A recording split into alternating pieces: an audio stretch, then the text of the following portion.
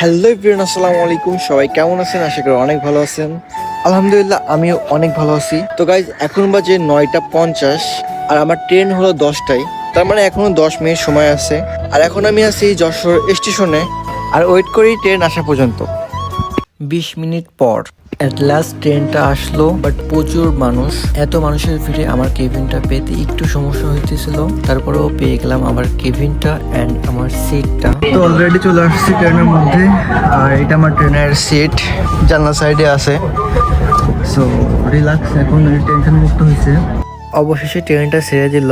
Seat জানলা সাইডে হওয়ার কারণে বাইরের দৃশ্যগুলো দেখতে দেখতে সময় কেটে যাবে। অবশেষে যশোরকে বিদায় দিলাম এবং যাত্রা করলাম টাঙ্গাইলের উদ্দেশ্যে। বাইরের ওয়েদারটা অনেক সুন্দর, মাঠঘাট এবং সোনালী রোদ দেখতে দেখতে চলে আসলাম মোবারকগঞ্জ। আর এখন আছি মোবারকগঞ্জ, মানে যশোরের পরের যে স্টেশন ওইটাই। এখনো 13টা স্টেশন পর টাঙ্গাইল। এখন বাজে 11টা আর যাই পৌঁছাবো হলো 4টার সময়। যদিও অনেক সময় লেট হয়, বাট ওইটা কিছু করার নাই। তো আমি একটু রেস্ট নিয়ে দেখা হচ্ছে পরের স্টেশন যেয়ে।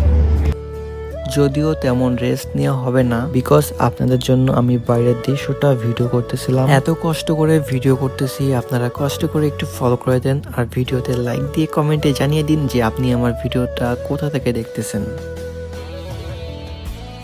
আর এখন আছি কোচেকপুর, মানে যশোর থেকে দ্বিতীয় স্টেশন। তার মানে এখনো 12টা স্টেশন পার করে টাঙ্গাইল যেতে হবে। তো আপনারা বাইরের দৃশ্যগুলো উপভোগ করতে থাকুন, আমি একটু রেস্ট নিই। আমি আপনাদেরকে বোরিং করতে চাই না বিধায় আমি ভিডিওটা পজ করতেছি আর ভিডিওটা প্লে করব টাঙ্গাইল যাওয়ার পর। অবশেষে 8 ঘন্টা জার্নির পর চলে আসলাম টাঙ্গাইলে। আর আমার বন্ধু ওই যে চলে আসছে। বন্ধুকে পেয়ে খুশিতে আত্মহারা হয়ে গেল ফোনটা পড়ে।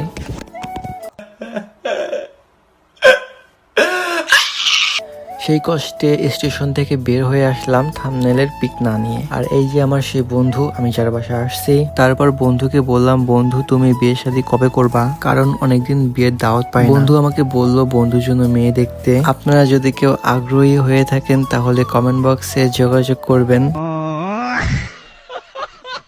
তারপর রিক্সায় উঠে গেলাম। প্রথমত যাব শহরের দিকে, তারপর একটু ঘোরাঘুরি করার পর রাতের দিকে চলে যাব বাসায়। টাঙ্গাইল শহরটা অনেক গোছালো এবং অনেক সুন্দর, পরিপাটি, যা আমার কাছে অনেক সুন্দর লাগছে। প্রথমে রিক্সা নিয়ে চলে গেলাম একটা রেস্টুরেন্টের সামনে। রেস্টুরেন্ট অনেক সুন্দর ছিল, জানি না খাবার কেমন। তারপর চলে আসলাম রেস্টুরেন্টের মধ্যে, আর এদিকে আমার বন্ধু মেনু কার্ড দেখতেছে যে কোনটা নেওয়া যায়। রেস্টুরেন্টের ভিতরটাও অনেক সুন্দর এবং গোছালো। তারপর রেস্টুরেন্ট থেকে খাবার খাওয়ার পর চলে আসলাম বাইরে। বাইরে অনেক মানুষ, অনেক ক্রাউড, আর শরীরটা অনেক খারাপ লাগায় চলে গেলাম বাসায়। ভিডিওটা সম্পূর্ণ দেখার জন্য সবাইকে অসংখ্য ধন্যবাদ। আজকের মতো বিদায়।